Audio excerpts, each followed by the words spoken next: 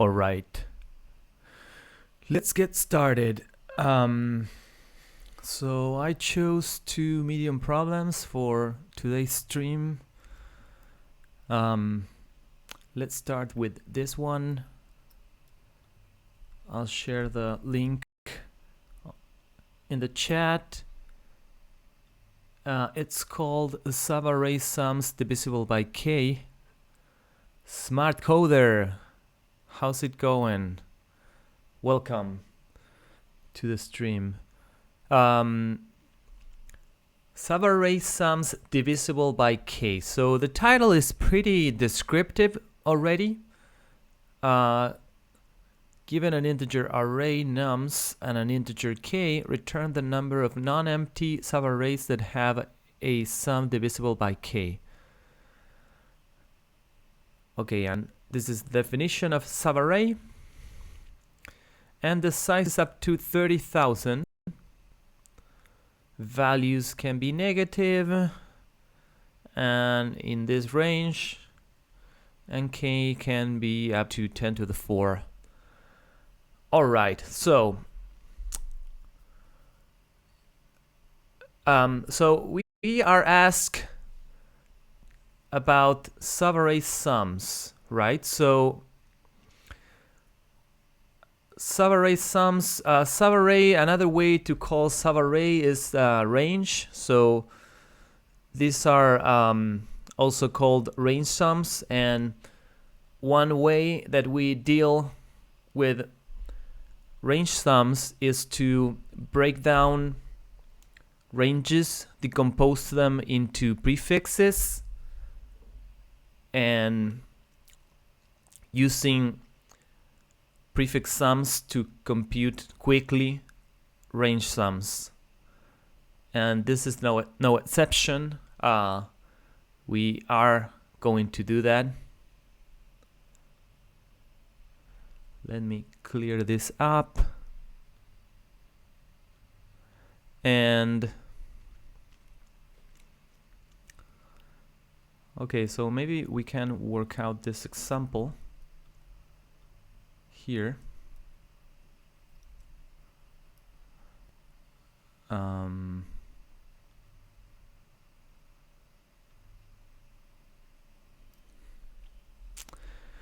So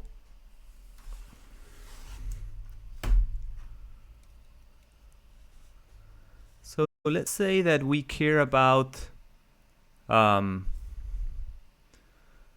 don't know, this range in here. So the idea of breaking down ranges into prefixes is that if we know the sum for this prefix and then we subtract the sum from this prefix, then we will get the sum of the range that we care about. So that's easy enough. So in order to compute that, we can even transform. Then we'll see if we actually create the array, but we can imagine that we have an array of prefixes. Maybe I can just write it.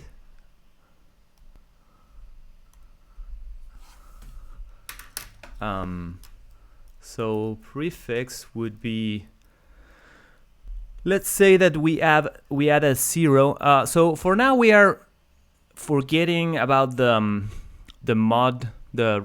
remainder condition.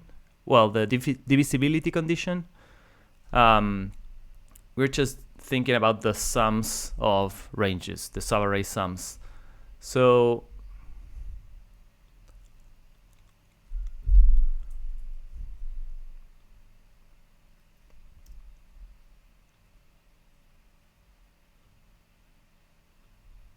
how do I do this? Okay, whatever. Okay, so it's So let's add a 0 to the left for convenience. So then we have 4, we have a 9, we have a 9 again, we have 7. So what we're doing is adding each element to the current prefix sum. So we have 7, text too small.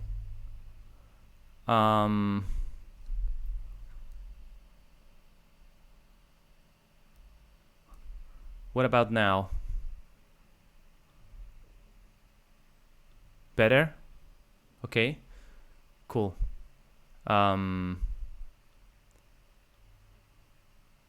Yes, it's not very, I'm not, anyways, okay, so 4, 9, 9, 7, then 4, and finally 5.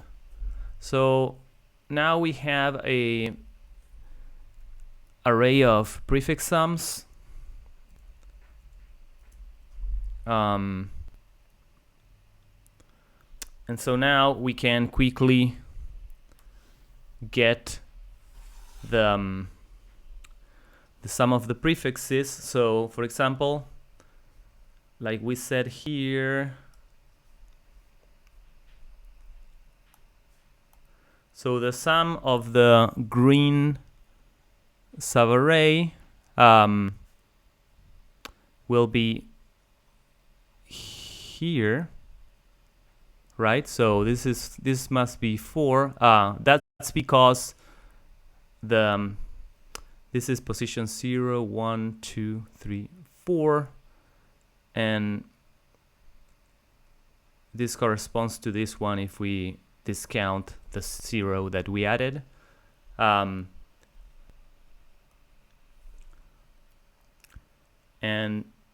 then the prefix of the first 2 elements is here.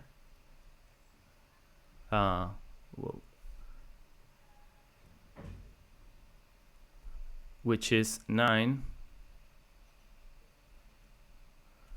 So we get that 4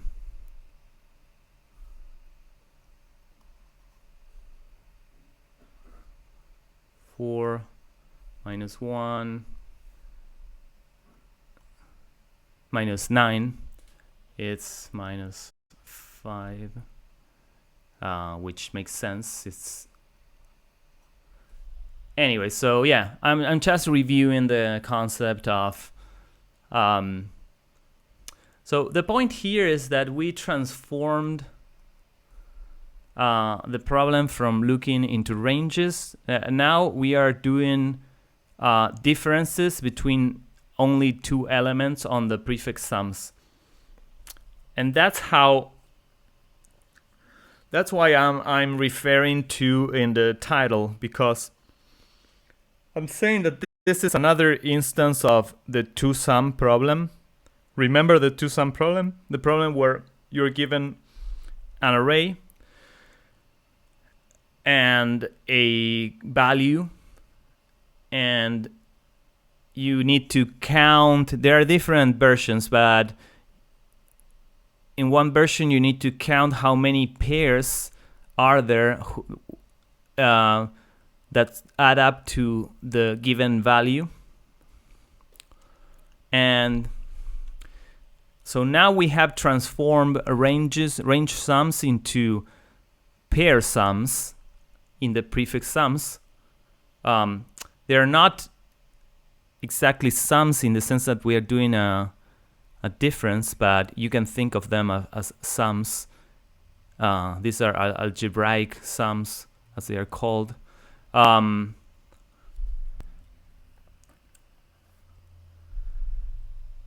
So now we can think about the divisibility condition. Whenever you are asked for a divisibility, you need to think about the reminders modulo the k in this case. So you can think So let's consider this equation, right? We are trying to find a pair. Let's say that this is one element is P. Let's call this P. P of R minus P of L minus 1. Because remember that the prefix that we are canceling out starts right before the left side of the range that we care about. And we want this to be what? We're asked this for this represents the range sum, and we're asked to find range sums that are divisible by k, which in other words means that the remainder when modulo k is 0. So now you can just manipulate this equation just like pretty much like a regular equation, with the catch that you can replace numbers by their remainder. But in any case, here we can add P of L minus 1 to both sides, and we cancel out. So in summary, we want to find pairs that are equal, essentially, or that they have the same remainder when divided by k.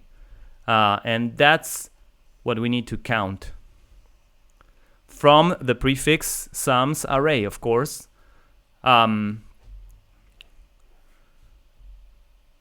So yes, that's what we are going to do. So we don't need to compute this prefix sums array. We can just go from left to right. We can have a pointer that we can call right in the original array, and we can keep track of the prefix sum so far, and then we can keep the count of all the prefixes that are to the left of right for every remainder mod k. And so if we have that, and this prefix sums is also mod k, so when we have that, we just need to ask what the count of the prefix sums to the left of right have the same remainder, and that's going to give us how many again, how many. So if the prefix sum here, for example here, it is 9, so we are gonna count we're gonna count this one, and if there were another 9, we will count it as well. So yes, so the code ends up being pretty simple, and like I said, this is two-sum. It's dressed up with arithmetic, modular arithmetic, which is similar to regular arithmetic, and with ranges instead of pairs, but we can transform that using the prefixes as we said. So let's code it up.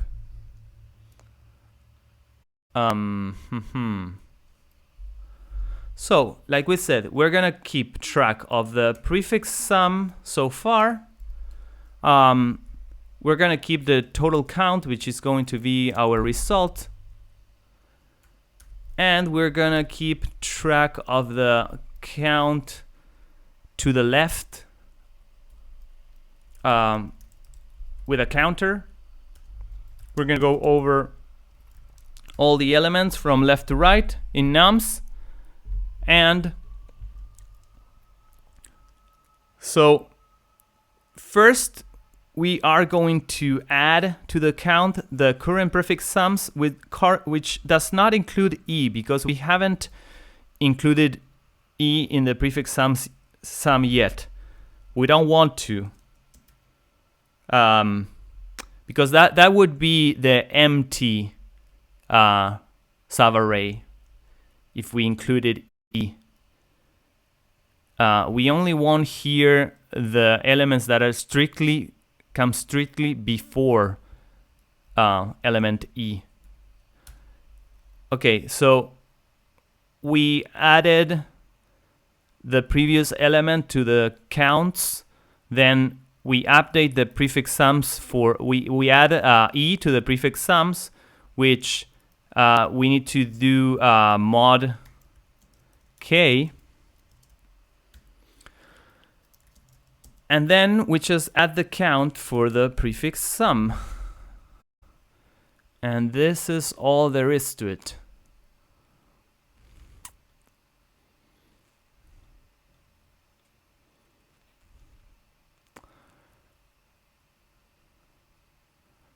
Okay, so we don't get, there is no to_sum here.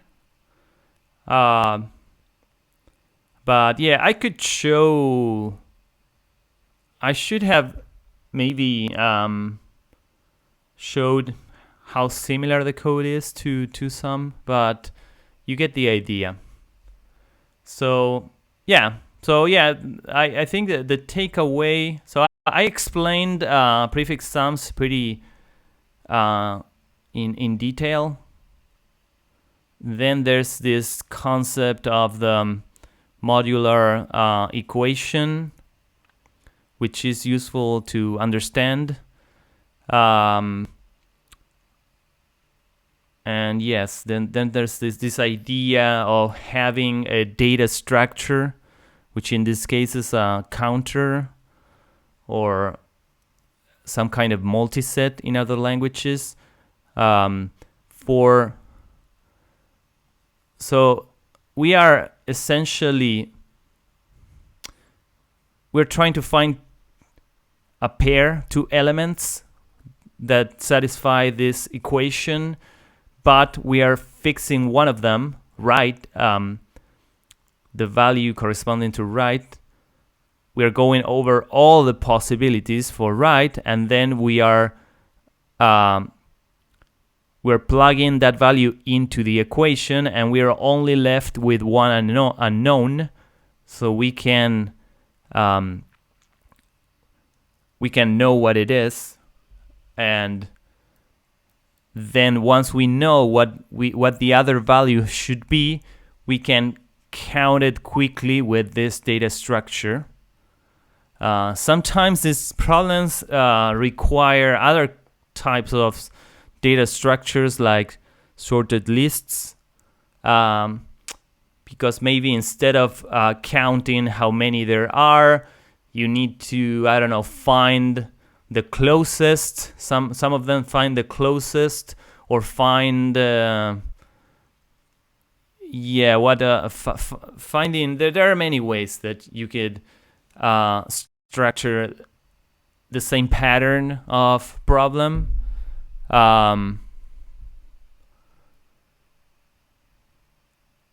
So yeah, those are the takeaways.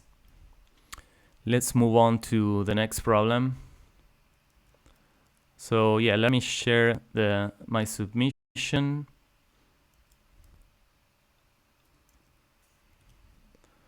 And let's move on to the second problem that we have today, which is not to_sum, luckily.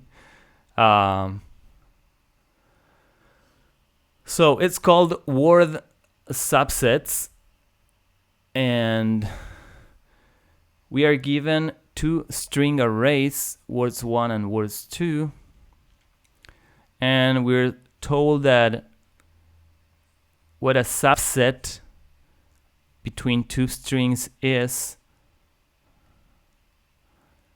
which is that a letter V occurs in A, including multiplicity. For example, here we have an example. So W double R is a subset because it has 3 R's, and this has only 2, and both have a W, but world has only 1 R, whereas here the potential have a Q. Yeah, sure. Go fire away.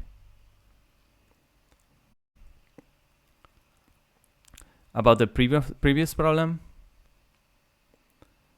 you said sum till I minus 1, L minus 1.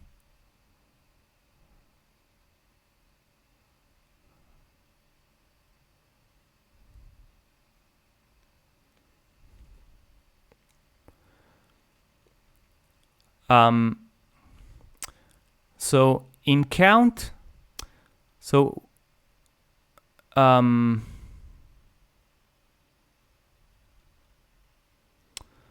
maybe this is a little confusing, because notice that in count I haven't added the updated prefix sums. That's why I am not considering it. I'm only adding the prefix sums before updating it. So at this point, prefix sum includes only the elements before E. Initially, they don't include any elements. It's 0. But then when we update prefix sums, here we just we only read the counter, but then in the next iteration we will increment it. Is it clearer?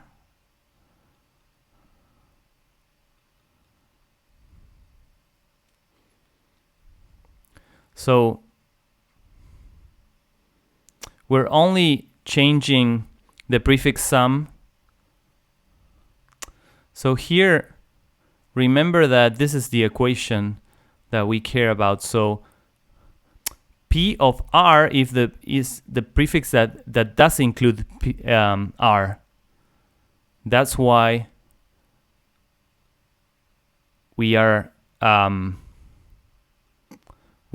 using the prefix sums that includes E as a key.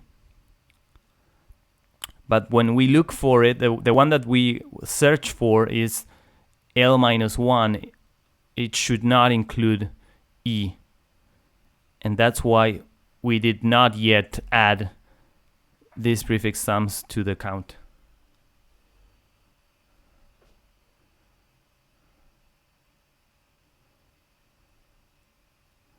It's basically the reminders, not the actual prefix sums. Yeah, I mean, everything is done in modulo K.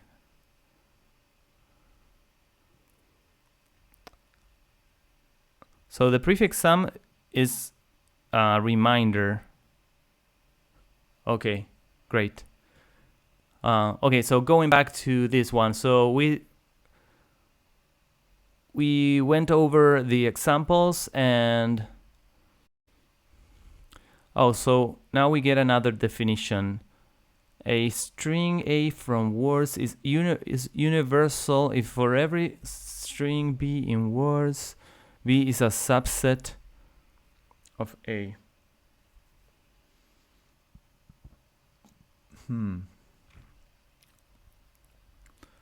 Return an array of all the universal strings in words 1.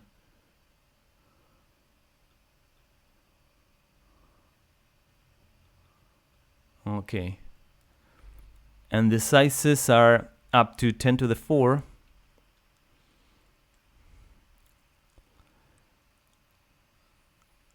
and the words are short, up to 10 letters. Yeah, okay, so here I think what's the catch. So the trivial way to do this would be to just do some quadratic algorithm for return for yes, for every word in words 1 you want to know if it's universal, and for that a tree data structure. How come? I think we don't need it, but maybe there's a clever use for it. So why don't we know a tree data structure? Yeah, I think the actual pronunciation is tree, but I'm used to saying try, just to distinguish from a regular tree. Anyway, so yeah, I think I don't think a try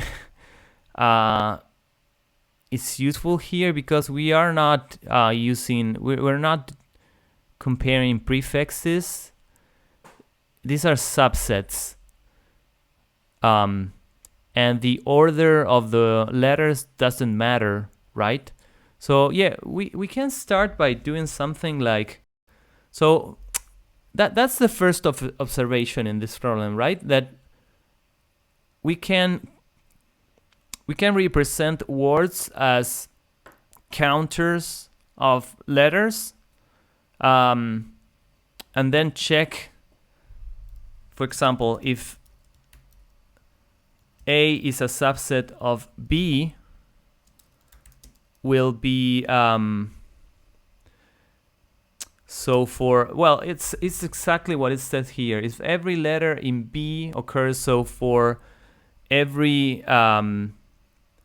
character in, no, but they are using it subset A of B. So if in this case it will be A for every character or element of A, we want A of E to be less than or equal B of E. Okay, so this is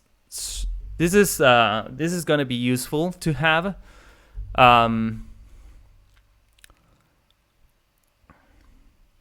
So again, what is the universal? If for every string B in words 2, B is a subset of A. Okay, so let's go. Let's do the inefficient solution. Why not? So for every word in words 1,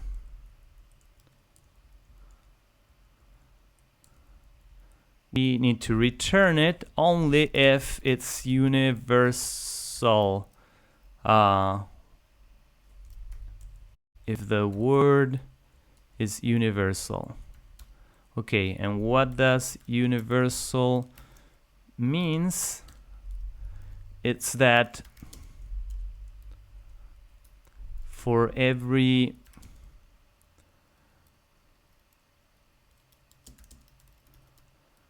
R2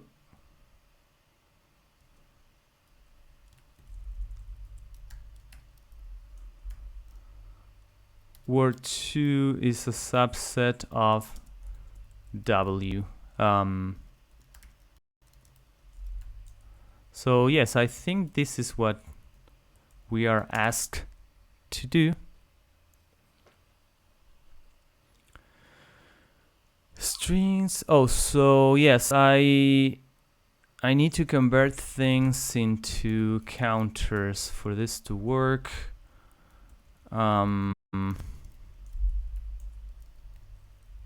Or maybe I can do it in here and here.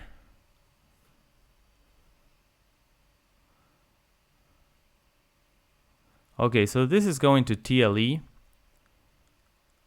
I think it will, unless the cases are weak.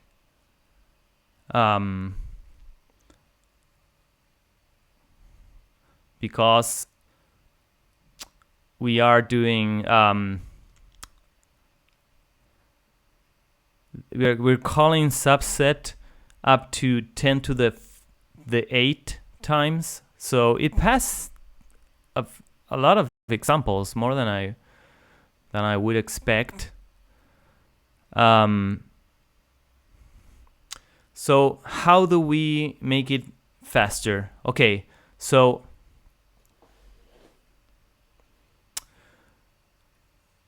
one way to think about this is, so we are representing words as subsets, and subsets are multisets. And you can think about them as vectors, right? Because for example, if you have the word so cat,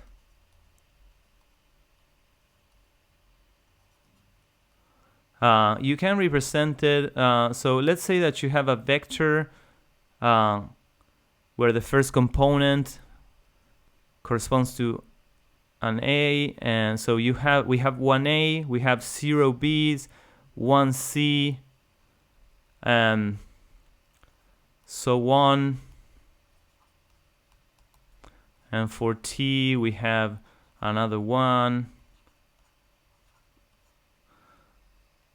And since we can have multiple occurrences, so for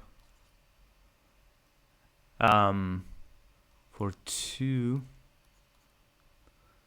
you would have here a 2 instead of only actually in O you would have a 2 anyways. So you get the idea. But so that means that this is a vector. So there is a visual representation of vectors. Let's forget. So these are 26-dimensional vectors, which are kind of hard to visualize, but we can imagine for now that we have only 2 dimensions so that we can see this. So that means that if we have, for example, a vector that has 3 A's and 2 B's, and this is the axis for A and for B, then hey, that neat coder, thanks for the raid. Welcome, raiders. We are solving a lead code medium. Oh, let me share the link again so that you can check it out.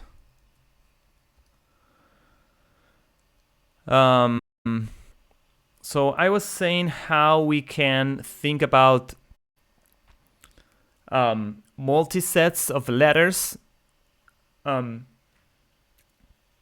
we can transform words into multisets of letters and then think about them as vectors and draw them as points on the plane. So this is 1, 2, 3, and this is, let's say, 1 and 2. So this word is represented by this point. And how do we know? So what is the geometric interpretation of being a subset here in the plane? Well, it means that this W is a subset of another word if it's in this area, right? If it's anywhere in this region, then it would be W would be a subset of it. However, if we have a point here, then it is not comparable. So notice that none of the it's not comparable because so let's call this C, or yeah. So W is not a subset of C, and C is not a subset of W. So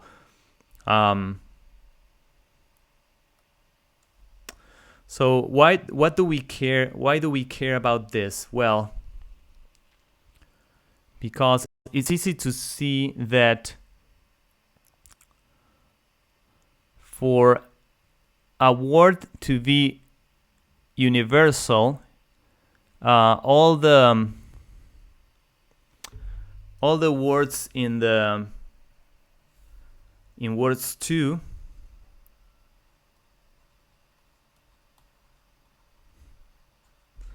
have to be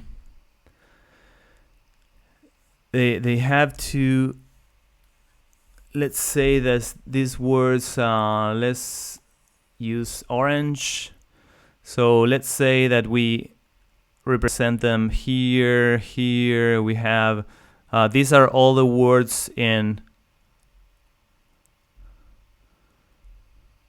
W in words 2. So for a word to be to have all those as a subset, there is a very specific condition. It means that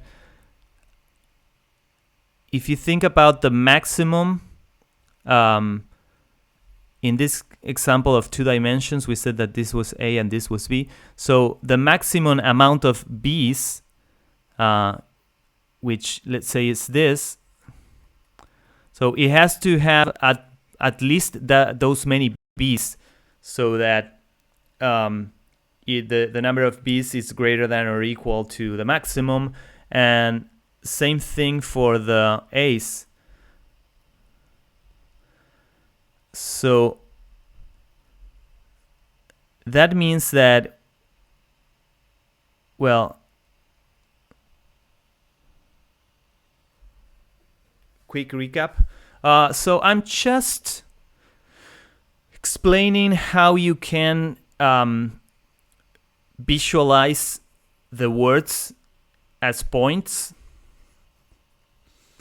so that it gives you another way of thinking about this problem, a more visual way, right? So I said that if we have the word cat, we only care about we don't care about the order, we only care about how many times each letter occurs. And so we can think about it as a 26-dimensional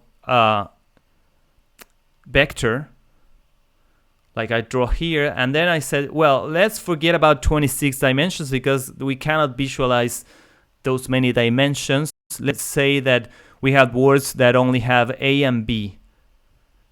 And in that case, we can draw them in the plane as points. Hello, Goku. Right? So I explain what this condition of being a subset, how it translates in terms of points in the plane. That if you have this point and you want to know what points it will be a subset of, and so it's any point that it's in this region, because it must have at least this many A's and at least this many B's. Can you make a quick recap for me? Yes, I'm doing a little too many recaps, but so I share the link. Have you seen the link of the problem?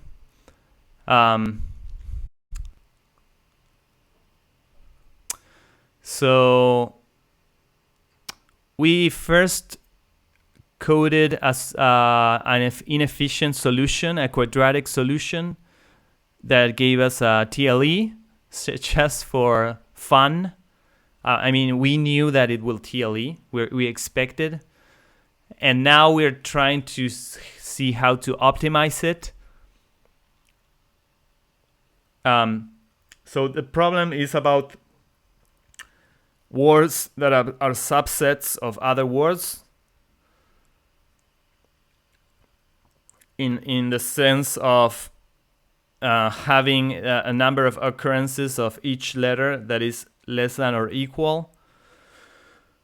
So this is the function that determines whether A is a subset of B. We are representing the words, the order of the letters in the words doesn't matter. So we represent it as counters in Python, which is mathematically they are multisets. And we are asked to return all the words in words 1 that are universal. And universal means that for all the words in words 2, which is the second list of words, they are all subsets of the word that you're testing for universality. Okay? So, and then I explained how to visualize multisets, how to interpret them as vectors, and how to draw them as points in the plane. And I was explaining that how we can test for this universal property in a clever way. PhD level math. No, this is a very standard, for example, in machine learning, where you have to encode data in terms of vectors.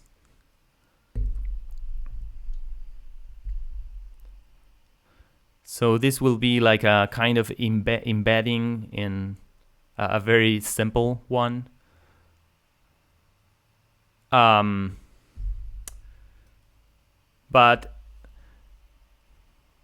I think it's useful to know things from being able to see things in different ways, in many ways. That's useful for learning.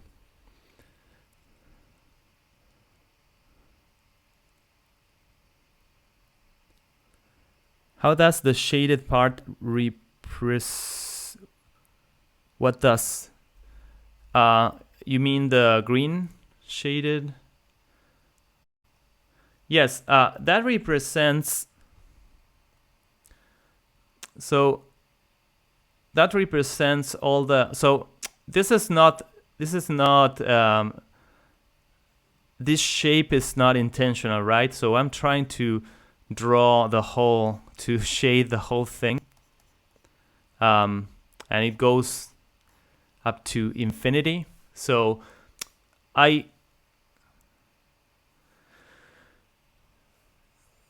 this point is this word W, that has 3 A's and 2 B's. Okay, so it could be A, B, A, B.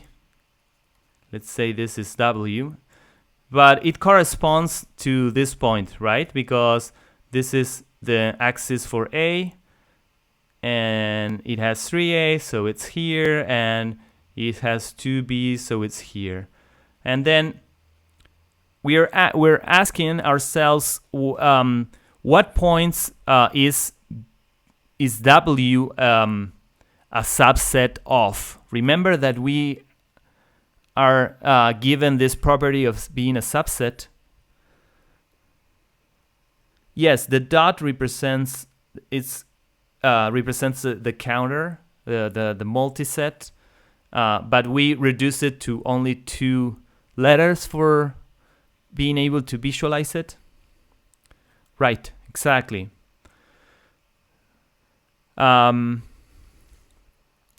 So all the points in the green region are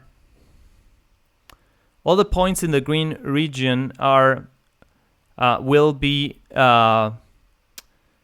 so W would be a subset of all those. A superset will be the word. They will be a superset of W, but I don't want to introduce more terms. Okay. And then we were saying about this universal. So it's taken too long to compute this universal property, right? This is our problem. It's taking too long. But what we're saying, so what does universal mean? How they define it? Well, we consider all the words in words 2, and let's say the words are this. So,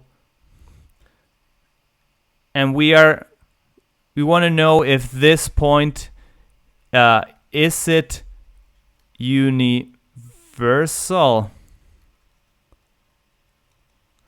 Well, for that to be true, all of this have to be subsets of it. But that's obviously not true because these points have less b's than, for example, this point, right? Because it's down, it's lower in terms of the b axis. So this is not universal. But which points are universal? Well, what I said is that we have to take the maximum number of b's, which are determined by this point, and then we have to consider the maximum. Let's say that this point is not here because this is I think this will confuse things.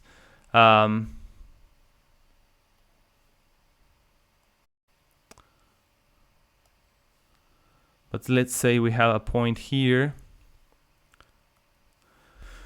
So this is the maximum amount of a's.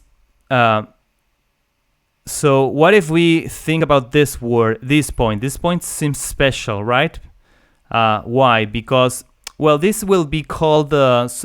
I'm going to introduce one more. I think this is called the supremum here. And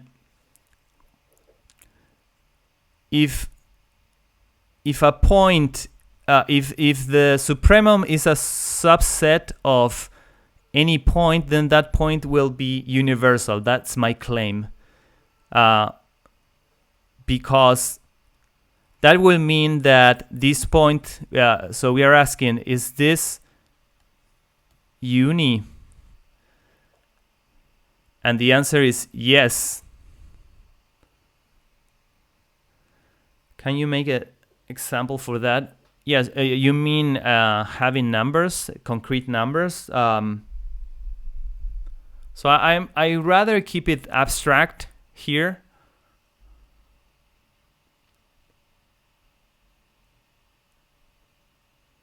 No, not at all. Why do you say that?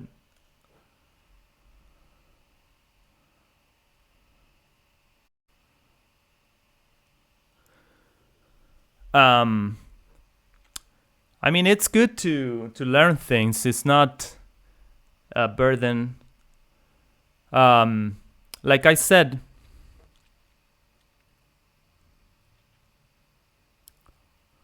Okay. Yeah, I don't like this. Calling people dumb. I think it's not okay. So it doesn't matter. This name doesn't matter, right? What I'm saying is that the word to be universal has to have more B's than the maximum number of B's in the whole set, right? Otherwise, if it has less than one of them, then that one is not going to be a subset, right? And same thing for the A's. You can even think about this in one dimension if you want. But there are some special things that happened only in 2D, so that's why I prefer to do it in 2D. So yeah, I think this boils down to we can first compute this number or this multiset, this counter for the supremum, and then we just test every word against whether the supremum is a subset of it, and in that case it is a.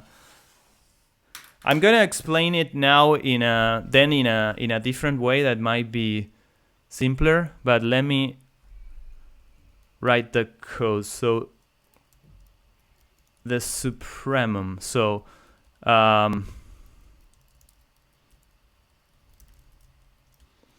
so for every word in words 2, so we want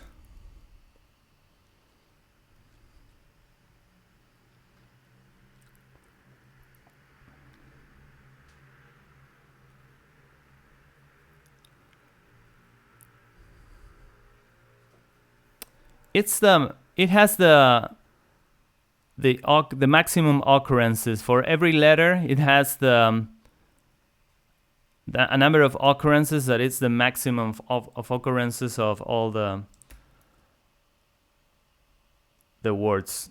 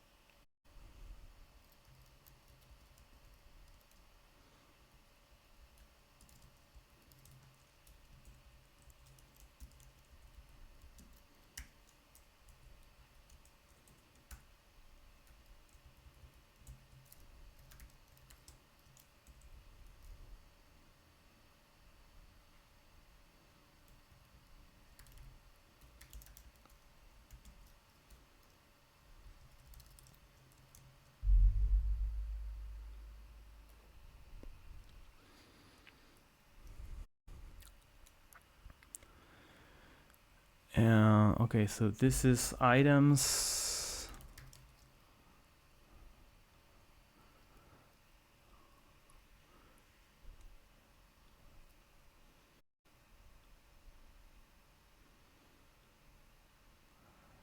Okay. So it works as I expected. So let me. What? You have to trust me. No, just kidding. No, don't trust me. Just try to understand. I'm trying to justify what I'm saying, defend what I'm claiming. So let me try to explain this in a non-visual way.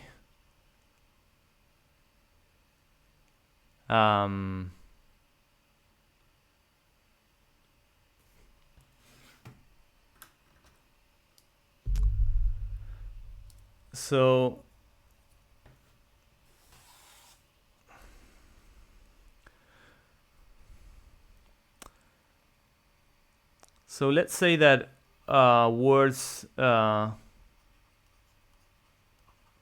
words 2, right, was composed of these words, and let's say that we want to know if A is universal. Let's call it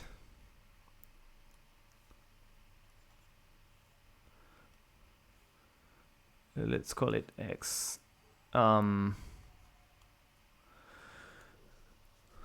So let's just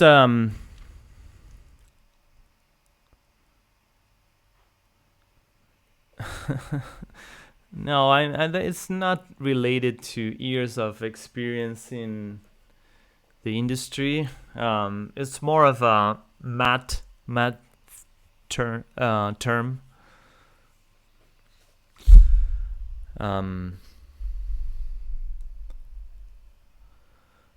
So I'm getting lost. So here, so for X to be universal, it means, so let's say that the number of A's of X is this. We write it as this. So this has to be, no, this has to be, so W has to be a subset of, W0 has to be a subset of X of A. Well, this means that the number of A's in W0 is less than or equal to the number of A's in X, okay? And the same thing goes for W1. And so on up to Wn minus 1. And this is for A. Do you follow this logic? But then the same thing will be true for B, and so on up to C. So these are a bunch of logical conditions. They're all connected by ands, so all of them have to be true. But notice that, for example, in the case of the A, if X of A, it only matters whether it's greater than or equal to the maximum of this, right? Because if it is greater than or equal to the maximum of the number of A's, then it will be true for all, and if it is not, then one of the conditions will be false. So the whole thing will be false. So it's if and only if X of A has to be greater than the max Wi of A for all A I. For every I, doesn't matter, for all I. So that means that we can replace all these conditions for this. And the same thing goes for B and so on.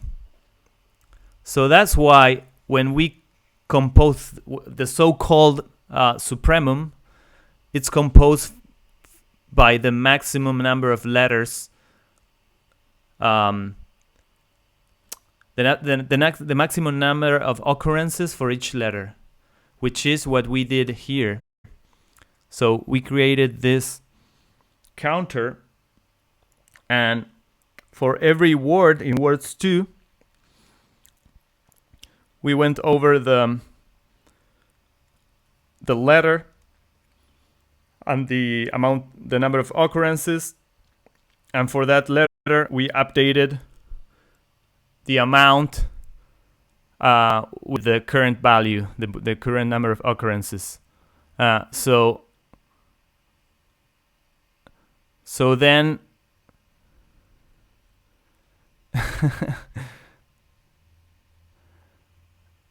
yeah, I'm gonna stop using these terms if people are scared of them. So this is actually related to order theory. You wanna go down that road? I can go pretty deep.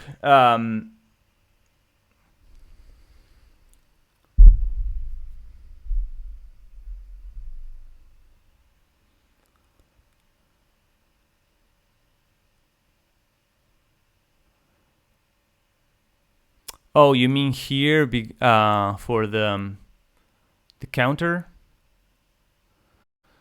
Yeah, these are partially order sets, which are studied in order theory. And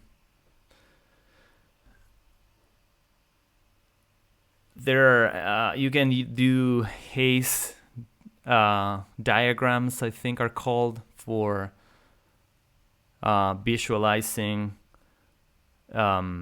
these relations, these partially order sets. You said when you said this, you meant here using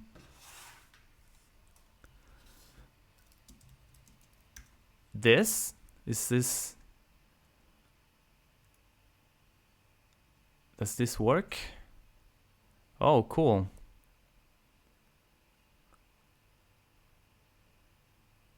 Yeah, that's a good one. Thank you.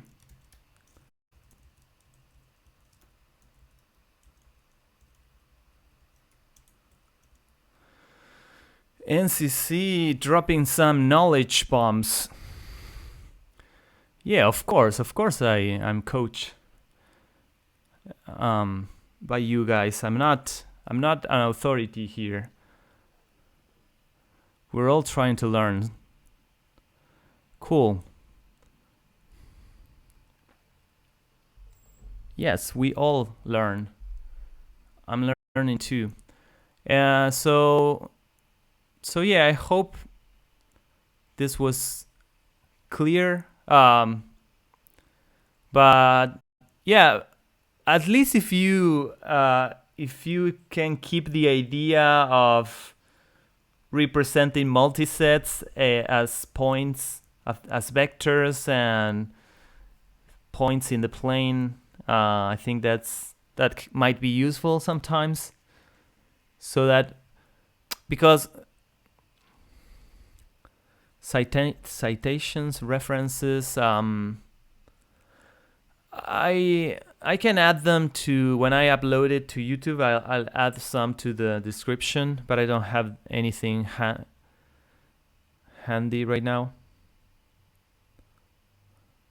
Someday. One day. Yeah. But what I was saying, I think the point is that when you represent something in a different way, either visually or analytically, we're not only translating the points, the words to points, we are also translating the properties, the universal property, the subset property, in terms of a visual concept. And that can be more intuitive sometimes if you can see it, if you relate it to, I don't know, some region of the plane, some relationship. The subset function, so we just deleted it because it wasn't I mean, it's defined here in the problem statement. If every letter in B occurs in A, including multiplicity,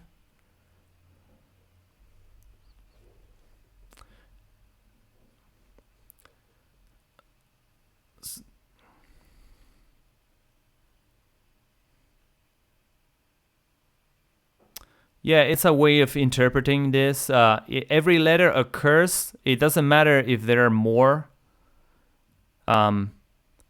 So here you have 2 R's, but you have 3 R's in warrior. But it's still a subset because it has at least that many R's.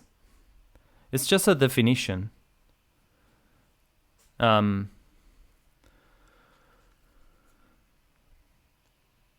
Anyways, I'm gonna upload this to YouTube, and it's gonna be the bot. It's gonna be available on Twitch. So if you missed some part of the explanation and you're interested, you can always watch it again.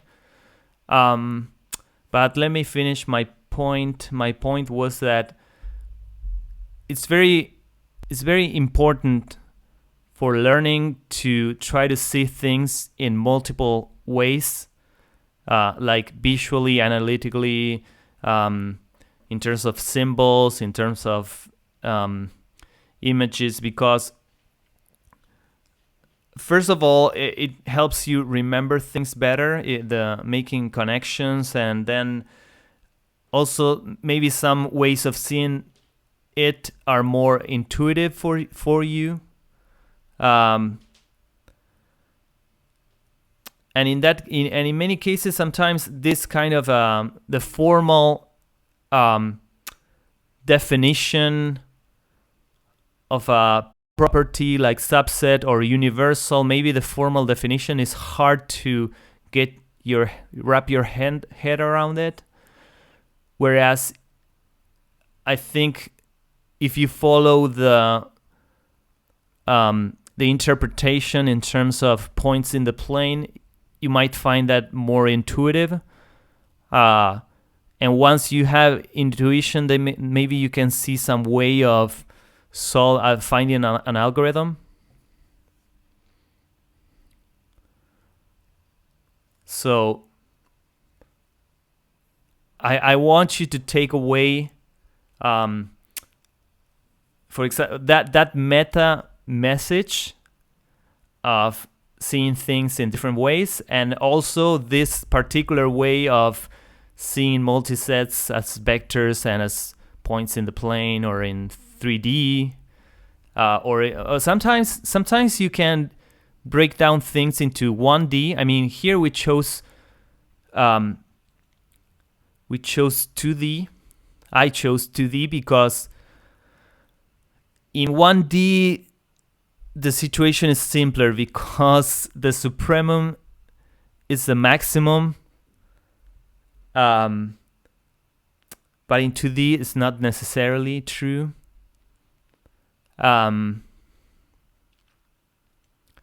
So 1D simplifies the problem, makes the problem too easy. But sometimes you can think in 1D, and you can find some idea and then generalize it to more dimensions. Usually when a problem requires some transformations in the plane, some paths, movements in the plane, usually the trick is to break it down into each dimension independently. Anyways, this has been longer than I expected, but I think we went through many ideas, so I'm happy with it. So I hope you learned a few things, and it raised some questions for you. It makes you reflect. That's my goal here. Normal people. What do you mean by normal people? There are no not normal people. it's not something that you necessarily have to come up on your own. I mean, it's something that something that you learn. Like, you can learn it in this stream. You don't have to learn it in a formal class, and then you just know it and you use it. Yeah,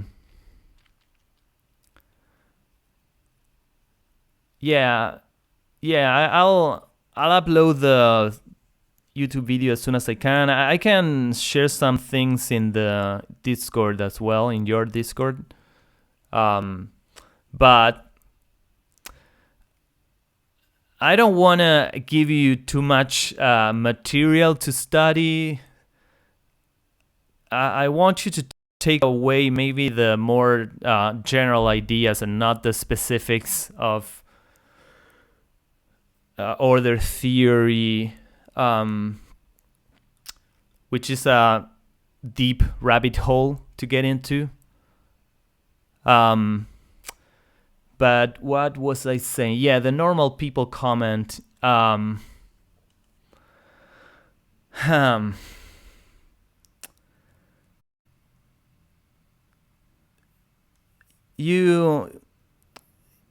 don't think you have to think in those terms.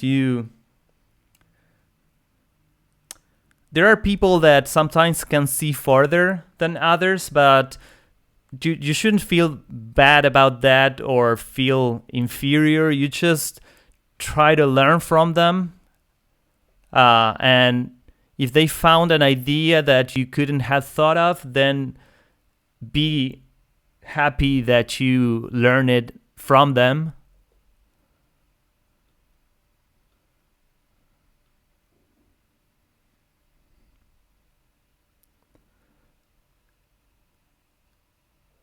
Yeah, I know what he means, but it's not a PhD level idea. It's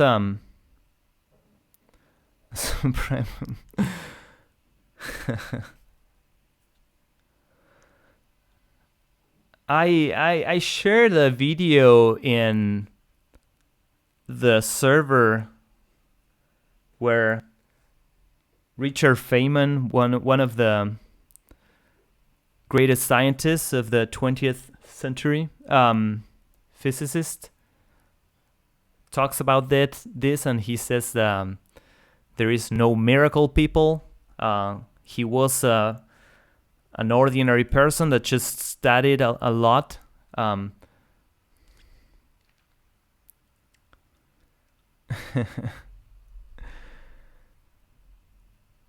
Yeah. Well, don't get me started about wage slaves, because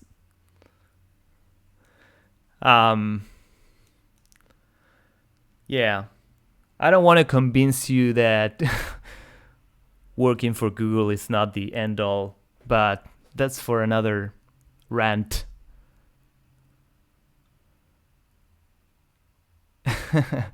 Yeah, they will cancel me for being a commie or something like that. Anyways, let's finish this one on this note. So thanks, guys. I'll upload the video and share some material that I can find. So thanks a lot. I hope you learned. And I'll be doing, I'm maintaining my everyday streak. This one was close because it's pretty late, but I want to keep maintaining it. Thank you, NCC. Thank you for the tip of the counter comparison operator. See you guys. Bye bye.